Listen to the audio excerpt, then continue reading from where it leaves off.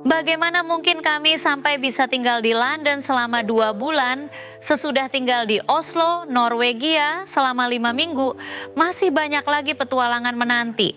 Setahun lalu dunia kami terasa suram, tanpa pekerjaan, tanpa rumah, dan apa yang terasa seperti tanpa masa depan. Kami masih cukup beruntung bisa tinggal bersama putra kami yang lebih tua, jadi kami belum tunawisma. Namun, kami tidak ingin terus merepotkan keluarga meskipun dia putra kami sendiri.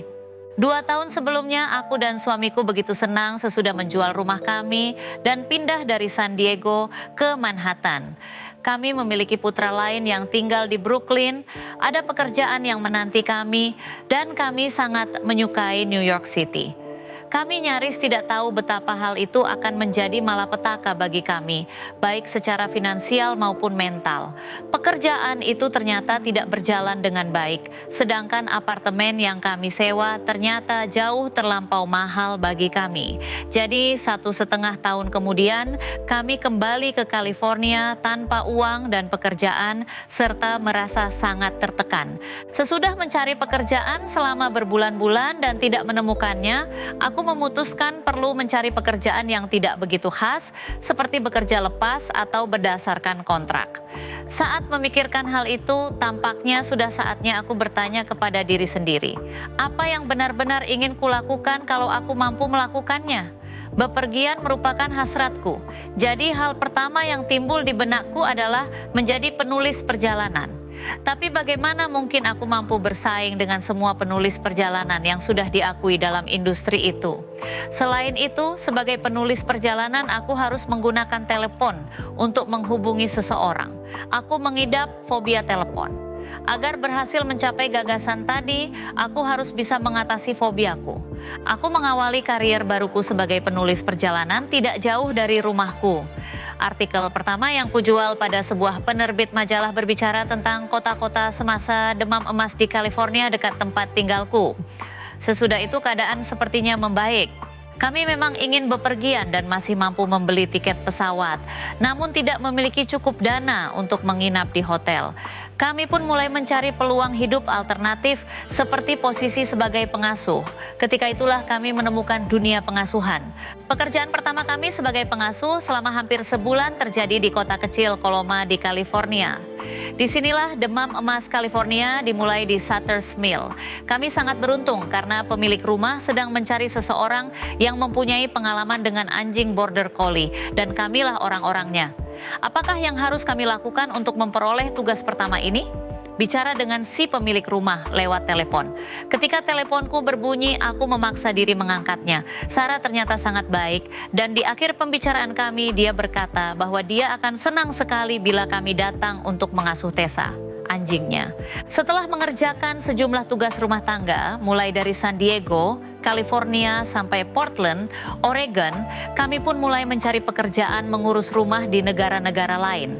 Kami senang sekali ketika memperoleh pekerjaan mengurus rumah internasional pertama kami di Oslo, Norwegia, selama 5 minggu untuk mengurus 4 kucing cantik.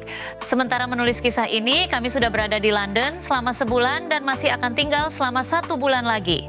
Sesudah ini kami akan pergi ke beberapa kota lain di Inggris dan satu lagi di Skotlandia.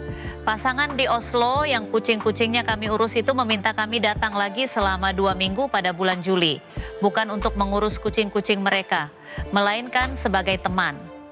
Sesudah itu, kami akan mengurus rumah di Roma, kemudian menyudahi pengalaman ini di Copenhagen pada bulan Agustus. Sebelum pulang, kami sudah akan berada di Eropa selama 9 bulan, mengunjungi 10 negara, menyelesaikan 12 tugas menjaga rumah, dan mengurus 2 ikan mas, 12 kucing, dan 14 anjing. Menjaga rumah orang lain telah mengubah hidup kami selamanya. Kami telah berjumpa dengan berlusin-lusin orang luar biasa di berbagai negeri. Banyak dari antara mereka yang sekarang bersahabat dengan kami, dan tinggal di beberapa tempat memang menakjubkan. Semua kenangan, dorongan, keberhasilan, dan pengalaman selama tahun terakhir ini sungguh tak tergantikan. Aku ingin mengucapkan terima kasih kepada semua pemilik rumah yang telah mempercayakan rumah dan, yang lebih penting lagi, hewan-hewan peliharaan mereka. Mereka telah mengubah hidup kami dan membantu kami mengambil langkah menuju masa depan yang lebih cerah. Dengan semua perjalanan kami, aku mampu menulis dan menjual sejumlah artikel tentang perjalanan kepada beberapa majalah, situs web, dan surat kabar. 1 tahun yang lalu, aku tak bakal percaya bahwa aku akan menjadi penulis perjalanan internasional dan tinggal di seluruh penjuru dunia. Perjalanan kami tidak berakhir di sini. Masih banyak tempat lain yang harus kami kunjungi. Terima kasih telah menyaksikan cerita perjalanan kami yang luar biasa.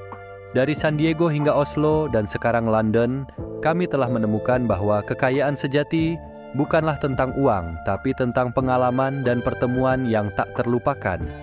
Dengan tekad dan semangat, kami berhasil mengubah hidup kami dari yang sebelumnya suram menjadi petualangan yang penuh warna.